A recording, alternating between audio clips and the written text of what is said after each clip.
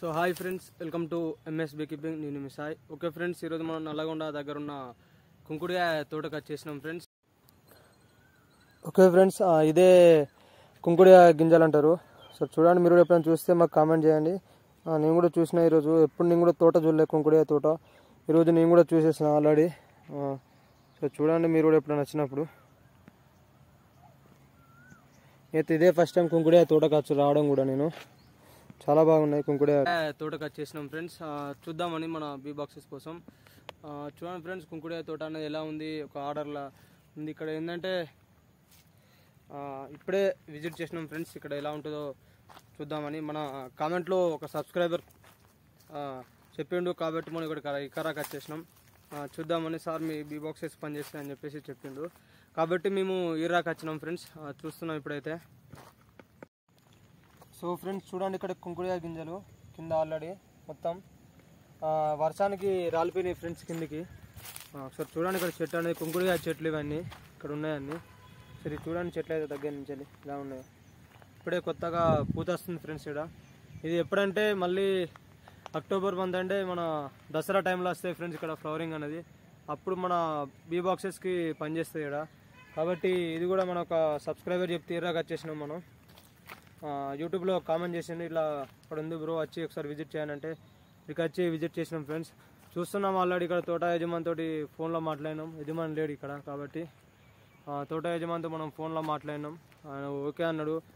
మీకు ఎప్పుడు ఫ్లవరింగ్ వస్తే అప్పుడు కాల్ చేసి చెప్తా అన్నాడు. కాబట్టి మనకు నో ప్రాబ్లం. అప్పుడు వచ్చి మనం ఇక్కడ బీ బాక్సెస్ పెట్టుకోవచ్చు.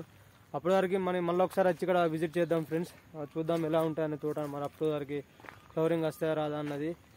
సార్ మీరు కూడా చూడండి ఎలా ఉంది ఇక్కడ తోట. అయితే చెట్టు కూడా చూపిస్తాను. ఇదే చెట్టు ఫ్రెండ్స్. అందరూ నల్లగొండలో నేను ఒక 10 రకాల తోటలు వేసినాడు ఫ్రెండ్స్. పండ్ల తోటలే నాకు తెలిసి 10 ఫ్రెండ్స్. ఇంకెన్ని వేసినా నాకు తెలియదు ఇంకా. చూద్దామని వచ్చినాం. చూస్తా ఇంకేమైనా ఉంటే ఇప్పుడు అన్నీ విజిట్ చేస్తా ఫ్రెండ్స్.